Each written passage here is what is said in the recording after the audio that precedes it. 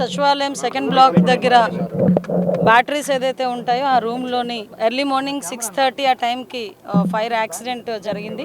మా SPF department వాళ్ళు smoke చూసి ఇమీడియట్గా వాళ్ళు కొంతమంది ఎస్పీఎఫ్ స్టాఫ్ ఇక్కడికి వచ్చి ఆ ఫైర్ కంట్రోల్ చేయడానికి ప్రయత్నం చేస్తూనే ఇమీడియట్గా ఫైర్ డిపార్ట్మెంట్ వాళ్ళకి చెప్పడం వితిన్ 3 minutes ఫైర్ డిపార్ట్మెంట్ వాళ్ళు కూడా ఇక్కడికి రావడం. ఓవరాల్గా చెప్పాలంటే ఒక 8 to 10 minutes మధ్యలో ఫైర్ అంతటిని కూడా కంట్రోల్ చేయడం జరిగింది. ఫర్దర్గా పెద్ద ప్రమాదమే తప్పింది అని అనుకోవాలి. ఎందుకంటే అక్కడ నుంచి కొంత స్మోక్ కూడా పైన ఉన్న ఫ్లోర్లోకి కూడా వెళ్ళటం, అక్కడ కొన్ని ఏసీలు పాట్ అవ్వడం, అదేవిధంగా బ్యాటరీలన్నీ కూడా కొంచెం ధ్వంసం అవడం కూడా జరిగినాయి. అవన్నీ కూడా ఫైర్లోని కొంచెం కాలిన దాఖలాలు కూడా కనిపిస్తున్నాయి. ఇమీడియట్గా మొత్తం డిపార్ట్మెంట్ వాళ్ళు, జిఏడి వాళ్ళు, అదేవిధంగా సిఆర్డీఏ వాళ్ళు అందరూ కూడా ఇక్కడికి వచ్చి దాని మీద ఏం జరిగిందని ప్రిలిమినరీ రిపోర్ట్ కూడా ఈ రోజు షార్ట్ సర్క్యూట్ వల్ల జరిగిందని ప్రిలిమినరీ రిపోర్ట్ కూడా ఇవ్వడం జరిగింది. అయినప్పటికీ కూడా ఇది పోలీస్ డిపార్ట్మెంట్ వాళ్ళకు కూడా అప్పచెప్పి డిపార్ట్మెంట్ వైజ్ గా కూడా దీని మీద క్లియర్ కట్ ఎంక్వైరీ చేయిస్తున్నాం. ఏదైనా ఇది యాక్సిడెంటా, ఇంటెన్షనల్ గా ఏదైనా జరిగిందా అన్న కోణంలోని కూడా దేన్ని కూడా చులకనగా తీసుకొని మన లైట్ గా తీసుకొని పక్కన పడేట్లా ఇమీడియట్ గా దాని మీద ప్రతి ఒక్క విషయంలోని కూడా కూలంకషంగా ఎంక్వైరీ చేసి రిపోర్ట్ ఇమ్మని కూడా చెప్తున్నాం. ఇప్పుడు ఫోరెన్సిక్ డిపార్ట్మెంట్ వాళ్ళు కూడా ఇప్పుడు వస్తున్నారు. ఫోరెన్సిక్ వాళ్ళు ఇచ్చిన రిపోర్ట్, అదేవిధంగా పోలీస్ డిపార్ట్మెంట్ వాళ్ళు ఇచ్చిన రిపోర్ట్ బేస్ చేసుకుని